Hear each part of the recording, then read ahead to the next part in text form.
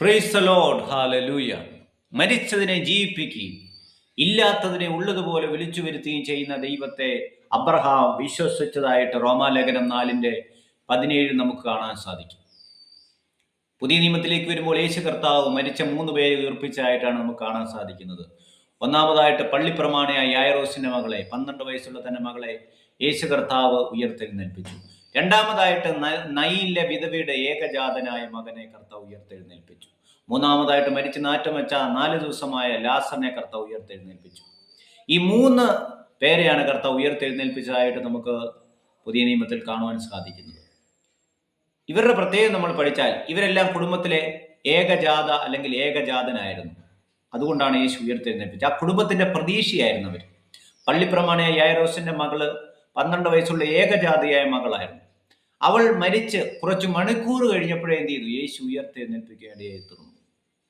അടുത്തായിട്ട് പള്ളിപ്രമാണിയായ യായിറോസിന്റെ മകൾക്ക് ശേഷം നയിലെ വിധവയുടെ മകന്റെ പ്രത്യേകത, മരിച്ചിട്ട് ആ ശരീരം അടക്കുവാൻ കൊണ്ടുപോകുന്ന വഴിക്കാണ് യേശു മഞ്ചത്തിൽ തൊട്ട് സൗഖ്യമാക്കുവാൻ ഇടയായി, അല്ലെങ്കിൽ ഉയർപ്പിക്കുവാൻ ഇടയായി തീർന്നു. മൂന്നാമതായിട്ട് മരിച്ച് 4 ദിവസമായി നാറ്റം വെച്ചു എന്ന് തന്റെ സഹോദരിമാർ പറയത്തക്കവണ്ണം ഒരു പ്രതീക്ഷയുമില്ലായിരുന്ന അവിടെയാണ് യേശു ലാസറിനെ ഉയർത്തെഴുന്നേൽപ്പിക്കാൻ ഇടയായി തീർന്നത്. ഈ 3 മരണത്തെപ്പറ്റി നമ്മൾ പഠിക്കുമ്പോൾ മരിച്ച് കുറച്ച് മണിക്കൂറുകളായ ചൂട് മാറാത്ത ശരീരത്തെ എന്ത് ചെയ്തു? കർത്താവ് ഉയർത്തെഴുന്നേൽപ്പിക്കുന്നത് നമുക്ക് കാണാൻ സാധിക്കും. ജസ്റ്റ് 3 മണിക്കൂർ ഒരുപക്ഷെ ആയി കാണും, അല്ലെങ്കിൽ ചില മണിക്കൂറുകളെ ആയിട്ടുള്ളൂ ആ യായിറോസിന്റെ മകൾ മരിച്ചിട്ട്. അതിനുശേഷം മണിക്കൂറുകളല്ല, ഒരുപക്ഷെ ദിവസങ്ങളായി കാണാം, ശവമടക്കാൻ കൊണ്ടുപോകുന്ന വഴിക്കാണ് നയിലെ വിധവയുടെ മകനെ ഉയർപ്പിച്ചത്. അടുത്തായിട്ട് നാറ്റം വെച്ച് 4 ദിവസമായി അവിടെ യേശു അത്ഭുതം ചെയ്തു. ഇതിലൂടെ മനസ്സിലാക്കാൻ സാധിക്കുന്നത്, നമ്മുടെ നിർജ്ജീവമായ അവസ്ഥകൾ ഒരുപക്ഷെ മണിക്കൂറുകൾ കഴിഞ്ഞുള്ളായിരിക്കാം, അല്ലെങ്കിൽ ദിവസങ്ങൾ കഴിഞ്ഞുള്ളായിരിക്കാം, അല്ലെങ്കിൽ ദിവസങ്ങളോളം എത്തിയിരിക്കാം. എന്നാൽ ഏത് തരത്തിലുള്ള പ്രശ്നങ്ങളെയും പരിഹരിക്കാൻ യേശുവിന് ഇന്ന് ശക്തിയുണ്ട്.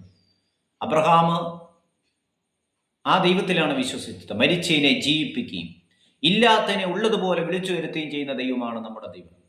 നമുക്കും ആ വിശ്വാസമുണ്ടെങ്കിൽ നമ്മുടെ നിർജ്ജീവമായ അവസ്ഥകളിൽ മേൽ ദൈവത്തിന് മാറ്റം വരുത്തി നമ്മളെ ഒരു അത്ഭുതമാക്കി തീർക്കുവാൻ കർത്താവ് കഴിയും. നമ്മുടെ മറ്റുള്ളവർ നോക്കുമ്പോൾ നമ്മളെ പറ്റി പ്രതീക്ഷകളെല്ലാം അസ്തമിക്കുമ്പോൾ അവൻ ഒരിക്കലും ഇനി ഉയർന്നു വരാൻ സാധ്യതയില്ലെന്ന് പറയുമ്പോൾ, നിങ്ങൾ ദൈവത്തിൽ ആശ്രയിച്ചാൽ, ദൈവത്തിൽ പൂർണ്ണമായി നിങ്ങൾ സമർപ്പിച്ചു കഴിഞ്ഞാൽ, മറ്റുള്ളവർക്ക് അതിശയം കൂറുമാറ് ദൈവം നിങ്ങളെ റെസ്റ്റോറേഷൻ ചെയ്യും. നിങ്ങളെ പുനരുദ്ധരിപ്പിക്കുന്ന ദൈവമാണ് നമ്മുടെ ദൈവം. നമ്മുടെ ദൈവത്തിന്റെ പ്രത്യേകത ഞാൻ പറഞ്ഞല്ലോ, മരിച്ചതിനെ ജീവിപ്പിക്കുകയും ഇല്ലാത്തതിനെ ഉള്ളതുപോലെ വിളിച്ചു വരുത്തുകയും ദൈവമാണ്. ആ ദൈവം നിങ്ങളെ ധാരാളമായി അനുഗ്രഹിക്കട്ടെ, സ്വർഗീയ നന്മകളാൽ നിറയ്ക്കട്ടെ.